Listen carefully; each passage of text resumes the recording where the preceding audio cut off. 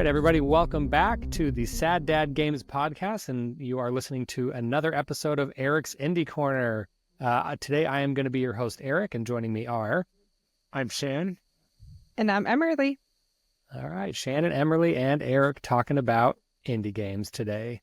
Super excited, super excited. All right, today we are going to be talking about a very cool indie game that I played just recently. We're going to be talking about ElecHead. ElecHead is a 2D puzzle platformer, and it was solo developed by a Japanese person whose name I'm going to mispronounce, and Shan's going to correct me after I mispronounce it. Solo developed by Nama Takahashi. I think that's probably pretty close. Yeah, did I do it? I did it. I pronounced the name right on the first try. That's it for this episode. I pronounced a name right, and so we're done now. That's it. Goodbye. No, so talking about ElecHead, developed by Nama Takahashi. It was released on October 14th of 2021 for Windows, and then released shortly afterwards for Switch and Xbox. Other notable games from this developer is he's done a lot of smaller titles called The Project Remains, I Want to Eat the Sun, and Death Rocket.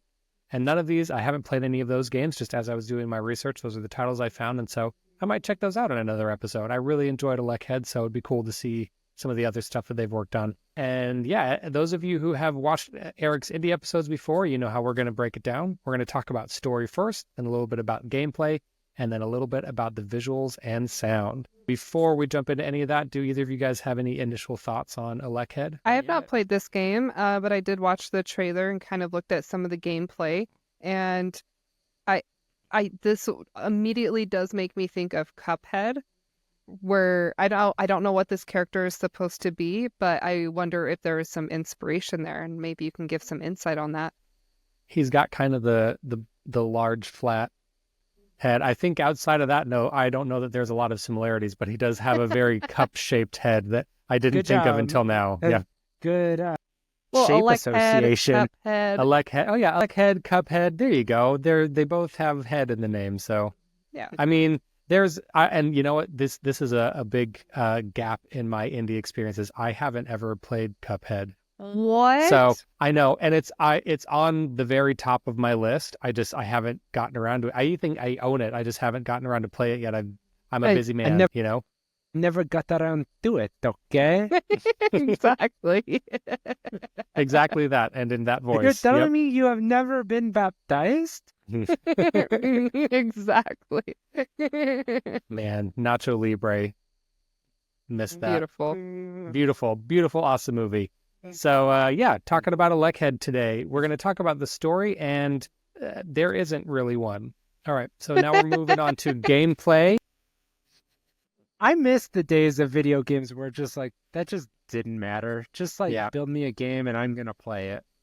And to be fair, not to diminish any of the story that is there, but the story that is there's no spoken words. There's no text even in like the pause menu or anything like that. There are no words anywhere in the whole game.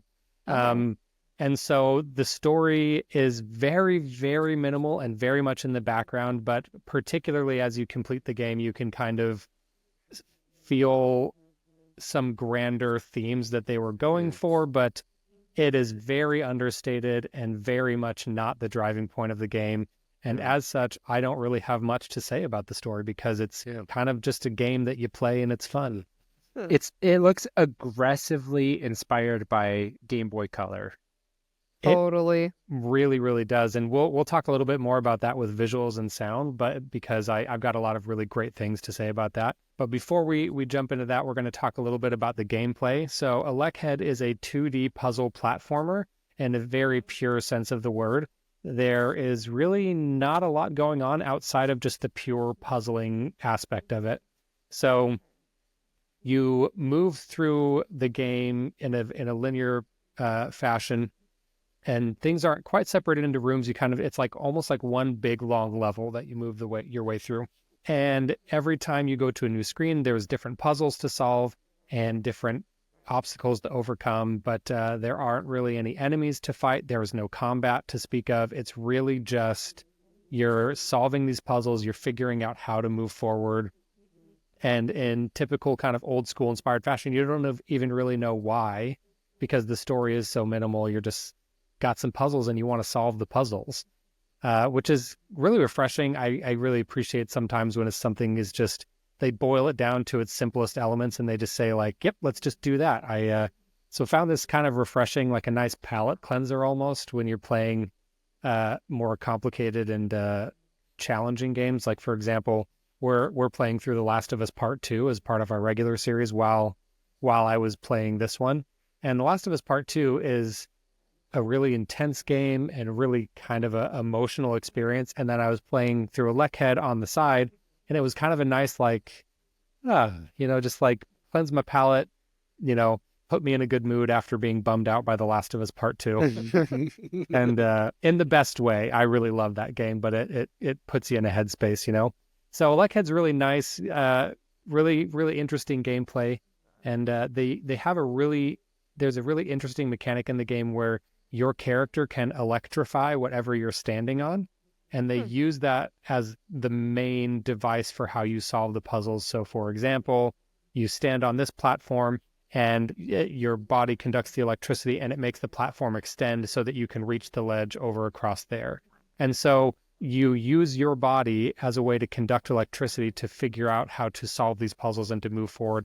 And I found that to be a deeply engaging and incredibly interesting puzzle solving and gameplay mechanic. It kind of reminds me of Zelda for multiple reasons. Like Breath of the Wild, all the shrines are just puzzles and there's no enemies, which was kind of disappointing with a game like that. But with this, I can see where it'd be a nice kind of turn your brain off and just play it like Candy Crush. But besides that, also I like the idea of being able to charge things with your character. I think that's really interesting. Also kind of makes me think of Zelda. I know there's times where you have to kind of charge things up. It makes me think of, I think it's Twilight Princess, where you have the spinning disc, or shoot, which one is that? Skyward Sword? Twilight Princess, the thing that you stand on, the ancient wheel, or the ancient, oh my gosh, the ancient spinner. Yes, the ancient spinner. Zelda fans were going to eat me alive if I got that wrong. I am a huge Zelda fan. It's the ancient spinner. I know it. I knew it. I said it right the first time. Don't come after me. I think there is still something like that in Skyward Sword, so I'll have to double check. But anyways, yeah, you have this spinner, and you kind of have to like charge it, which is really fun. And so when you said that, it just made me immediately think of that, where you kind of use that to like move around. Yeah, there's bits of that in there. I think in ElecHead, it's kind of a similar sort of an idea of charging up different things. The difference with ElecHead is that it's automatic. When you land on a platform, anything that you touch is being electrically charged. And so you can do things where you're like standing on the floor and then you push up against a wall, and that way you're charging the floor and the wall at the same time. Or you can stand halfway between two platforms so that you're charging both of the platforms. And it does this in a lot of really interesting ways. Sometimes it will create platforms or ways for you to move forward, or it'll power a mechanism that brings something closer to you that you need closer to you.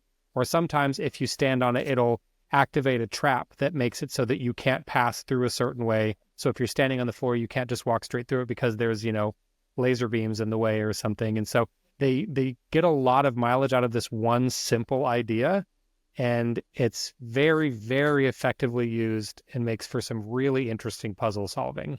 I'm looking at gameplay right now as you're talking about that, and I really love how when you charge things, it turns yellow, and so you know it's being charged. And so I love the switching of colors as you're playing, which kind of helps to liven up the game as well. Yeah, so the color is used very effectively to communicate what's being powered up. There's also, as a secondary mechanic, you can also take off your head because you're a robot. You can take off your head and throw it. And so it's this cute little and that's when you find out that the electricity is actually conducted through your head. So your head conducts electricity, but your body does not. And so ElecHead will take off his head and he'll throw it. And you can throw and power a platform that is farther away while depowering whatever platform you're standing on. And again, just adds another wrinkle. And then you have to find a way to get back to your head before the counter counts down. Because if it counts down to 10, then you fail the puzzle and you have to start over. And so it's this really very simple move set, but that is used effectively to make for some pretty complex and challenging puzzles. I'm curious, just where my head's at right now, was this game inspired by Harry Potter? because he has a lightning bolt on his forehead, and I'm Yep. curious if he's the boy who lived. He looks like a little wizarding boy. Only when he's not detached for more than 10 minutes. Yeah. Yes, he is the boy who lives. Yeah, and just like in Harry Potter, Harry Potter can take off his head and throw it to electrically power things. I've read the books. I know how it goes. It looks like a Dark Lord tried to kill his mother, or tried to kill him, and his mother intervened. That's the unspoken backstory that we would understand if we could understand the non-written language. Yeah. Exactly. That's why there's not a lot of story that they put directly in the game, because there's a lot you're supposed to infer. It's implied. Yeah. Well, copyright reasons. You can't get too close to the actual Harry Potter story. You get in trouble. J.K. Rowling's lawyers will come down on you like a ton of bricks. Exactly. As much as you can get away with is the lightning bolt on the forehead, and then after that you have to be vague, or there comes the lawsuit. If they put bangs on it, they would have been sued out of oblivion. It's too much. Yeah. No, it's too close. No bangs, no glasses. Yes. So yeah, gameplay is really interesting, very simple, super fun, really enjoyable. And we touched on it a little bit earlier, but the visuals are also really exceptional for this game. Incredibly simple, but really effective. So the color palette for this game is only 4 colors, which is amazing. They're all. I love when artists will deliberately limit something, because I am a strong believer that restrictions breed creativity. And so when an artist puts a restriction like that on themselves, like, okay, I'm going to make this game, I can only use 4 colors. And it's like, okay, well then how do I make different areas feel visually distinct from each other? How do I make the character distinct from the background? How do I make the character and the background distinct from the platforms that they can walk on? And these are all questions that you have to think about and you have to solve as an artist and as a developer. And to be able to do all of that with 4 colors is really impressive and really deliberate and really cool. So they use a dark blue for the background, and then they use a light blue for the platforms and things that you can stand on, and then yellow for the main character, and then a white as a highlight accent for both the character and the platforms that you can walk on. And so these colors are used really effectively. And as I can't remember if it was Emerlie or Shan that said it before, but when you land on a platform or when you are electrically charging something, that entire object will change from blue to the same color of yellow as your character, to show that this is what is being powered. And so really good, effective visual shorthand to show, help you parse what you're doing in the puzzle. It's high contrast, complementary duotone for the base color, which is blue, which is the cool color. So it's a very effective, and I love that it's a very soft palette too. So it's very calming to look at it. So they just desaturated it just enough that it's very soothing to look at with your eyes, so that you can look at it for a long, lengthy period of time without it being straining on your eyes. Yeah, I really love what they did here. That is extremely bold to only choose this duotone here instead of, having bright colors, because so many games have bright colors. And to kind of lean into that and be really bold with that choice and say, no, I'm only going to do these colors. I pretty much guarantee there were people giving feedback to this creator saying, what are you thinking? You can't do that. And so I'm sure, because as a creative myself, you constantly get people giving you feedback, and you have to keep pushing back on them and saying, no, this is what I firmly believe. I have a vision. It makes sense in my head, and I need you to trust me on this. And so I feel like that's the case with this. I pretty much guarantee there were friends and family, people in general, who were just like, I don't know about this. Maybe you should rethink this. And the person who created it said, no, I believe in this vision.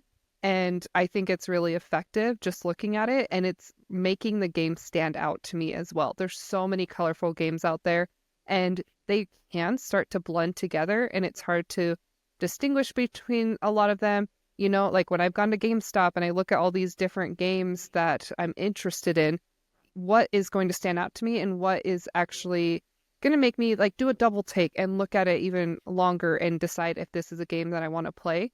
And what is going to be remembered. And so it's a bold choice. What is it? It's a bold choice, Cotton. Let's see if it plays out for him. Or pays off for him. An A. Yeah. F&A, Cotton. F&A. Yes. So anyways, I love that they leaned into it, and that's awesome. They're going to be remembered by anyone who plays the game. Yeah, as an artist, actually, after playing this game, I, for fun, did like a pixel art challenge for myself to see how few colors that I could use. And so I didn't go to this extreme, but I set a color palette for the background to only use 4 colors for the background. And so finding different solutions for how to shade things when you're limited with color, and there was a specific instance where I was like, I wanted an extra layer of depth, but I was out of colors. And I was like, and so I had to be more creative with how I gave the illusion of that depth. And so I think that this is an example of that, how that art style can do that. And like I said, restrictions breed creativity. Mhm. I think that when you place restrictions on yourself, it makes you be more creative with the tools that you will have. And I really appreciate that. I use this example all the time, but I used to love to make Mario Maker levels like a lot. And whenever I would make a Mario Maker level, I would be like, okay, I'm only going to use these 3 enemies, and I'm going to use these like 5 different block types, and that's it. And I'm going to see how many different things I can do with those few elements.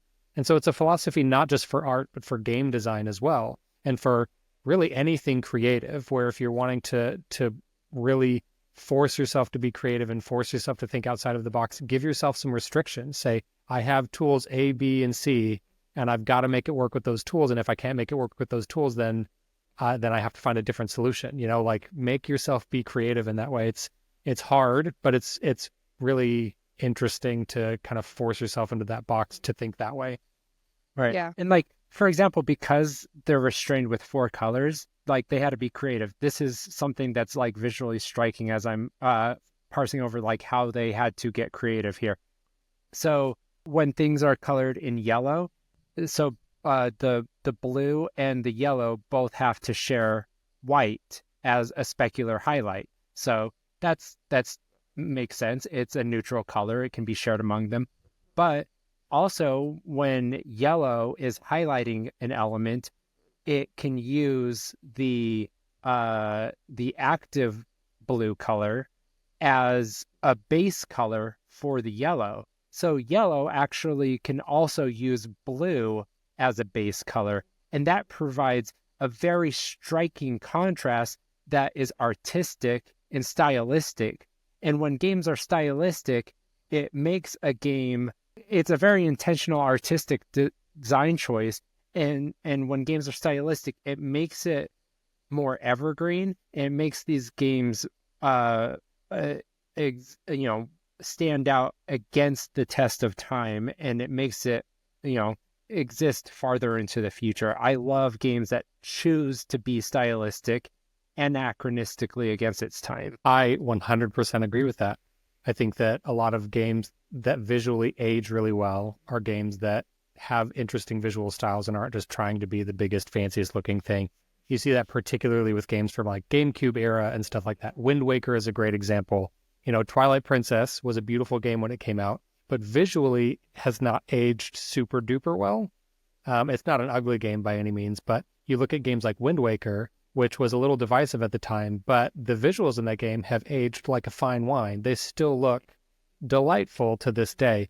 And so being creative, putting yourself in a creative box and really dedicating to a visual style lends a timelessness to your game or to your art or whatever you're creating. And I think that ElecHead does a really good job with that. It kind of creates a timelessness sort of a feel to it that this game is going to look just as good and interesting 20 years from now as it does today. Yeah, and also I wanted to point out that also with all these restraints on color, it also allowed this designer to elevate a completely different design element that this person's very talented at, which is animation. The animation in this game looks phenomenal. They're especially good at a lot of these very subtle characteristics like squash and stretch in anticipation that add a lot of character and liveliness that give personality to the character, and that just like make things feel alive. And just like how not even the character, but just like how other things animate, there's just like a squash and stretch, there's an anticipation, there's like everything has like an added layer of extra animation frames and everything, and you will notice it because everything else has been restrained in its design to elevate the animation. Yeah, 100%. Shan took the words out of my mouth before, got a chance to talk about animation. He said pretty much everything I wanted to say, that it's exactly that. The visual style is understated and it kind of lets the animation shine more than it might have normally in a more visually complex game. But yeah, visuals really great in this game. Super duper enjoyed them. Audio is also really nice. They use a lot of crunchy bleeps and bloops for sound effects, and it has a very retro chiptune? Yeah, it has a very retro chiptune kind of for sound effects. And then the music is, I think, mostly chiptune, but it does have some lightly orchestral influences, but it's enough that it still feels very much like a chiptune soundtrack. And again, who's got their bingo cards out? I love to put on my headphones and listen to this one while I work. It's a great soundtrack. It's a big deal of what makes indie games enjoyable for me is being able to just listen to the music and, the talented composers there. So I really like the music for this one. The sound effects are really great and simple and unobtrusive. They don't get in the way of the gameplay or the visual design. They're just kind of simple and they serve their purpose and they are really great. And yeah, don't have a lot else to say about it. It's a really excellent game. Y'all should play it. Any closing thoughts before we move to the end here? Just that, like, we took what otherwise should have been like a very short discussion and we drew it out way longer than it needed to be because this game deserved it. It punched above its weight for the restraint that it had. It's very impressive. That's our whole thing. For any of you who have been listening to any of our other stuff on this channel is taking as little content and just stretching it out as much as we can. 5 minutes of gameplay, discuss it for an hour. That's our jam. We're gonna tell me when to stop. Tell me when to stop. Like Schmidt. There's no way. Are you serious? Are you serious? No. All right, I'm just gonna start over. Let's start over. Exactly like that. So yeah, it's a really, really excellent game. So the playtime isn't super long. It's just about right for me. I felt like the runtime was very well suited for the amount of gameplay mechanics. It didn't overstay its welcome. Sometimes games they kind of just keep going and you feel like they don't have any new ideas. The pace was brisk. It kind of kept you engaged. There was no time where I felt like it was dragging it. It had some ideas. It showed those ideas. And then when it was done, it was done. How long is the runtime? It's about 2 to 4 hours, not super long. So just nice and quick and snappy to get through it. And yeah, so 2 to 4 hours, you can find this game on Windows, Switch, and Xbox, and it is a measly $9.99. So not a bad deal. I love me some affordable, short indie games. That's my jam. Play them in an afternoon. They don't break the bank. I love it. You have to give some mad respect to the creators because a game like this, they're able to charge $10, much like a lot of the other indie games. But I don't want to undermine like how much work probably went into this game, but it definitely looks like a lot less work than some other games out there. And so by limiting the colors and limiting some of those graphics and just doing like a nice clean game that they're able to present to the masses, less people that they have to split the pie with when they finally get this game out. And maybe this was a passion project. Maybe it's something that will help to launch another passion project, but it's a very simple game that they're able to get out there and charge a pretty penny for, but still being affordable. Well, it's just the solo dev, so hopefully most of that goes straight to, Nama Takahashi. Mad respect. Respect for the game. Yeah. Yep. All right, everybody. Thank you for listening today to another episode of Eric's Indie Corner. Just as a reminder, you can find our podcast on Apple Podcasts, Spotify, and YouTube.